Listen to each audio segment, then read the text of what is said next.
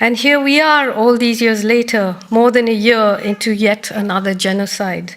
The US and Israel's unflinching and ongoing televised genocide in Gaza and now Lebanon in defense of a colonial occupation and an apartheid state.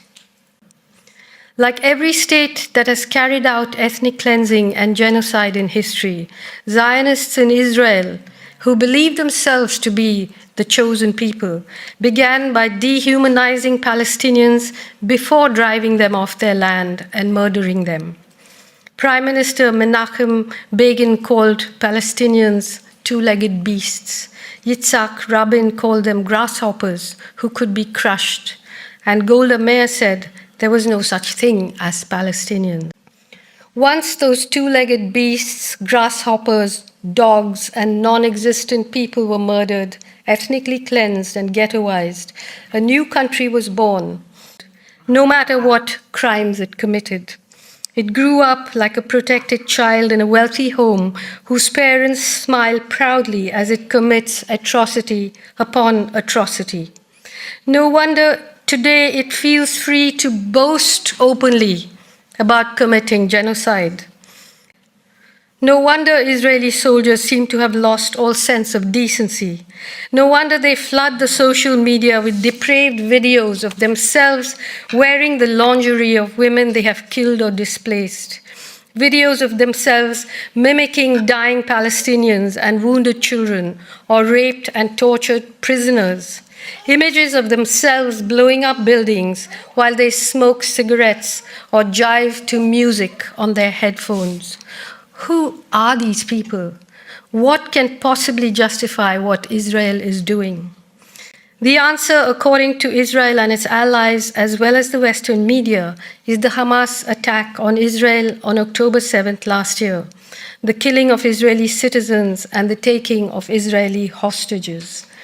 According to them, history only began a year ago.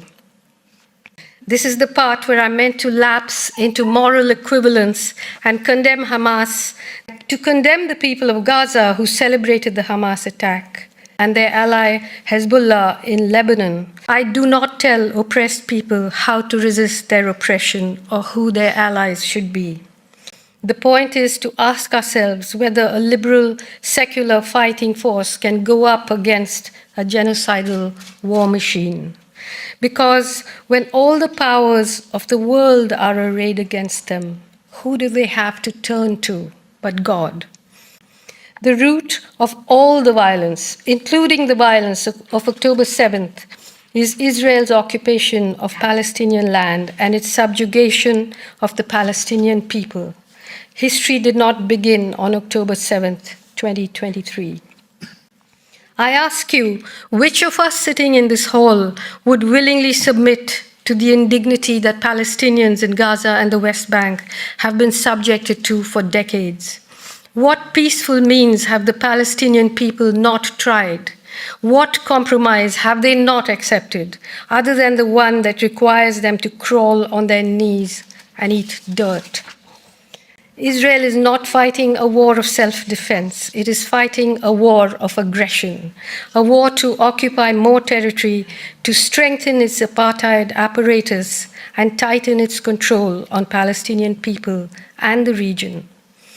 All this is supported both morally and materially by the wealthiest, most powerful governments in the world and their media.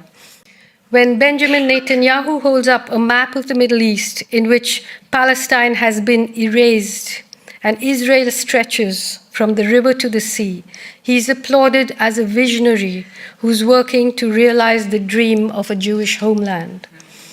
But when Palestinians and their supporters chant, "From the river to the sea, Palestine will be free," they are accused of explicitly calling for the genocide of Jews. Are they really? Or is that a sick imagination projecting its own darkness onto others? An imagination that cannot countenance diversity, cannot countenance the idea of living in a country alongside other people, equally with equal rights, like everybody else in the world does. An imagination that cannot afford to acknowledge that Palestinians want to be free, like all countries that have thrown off the yoke of colonialism are, countries that are diverse, deeply, maybe even fatally flawed, but free.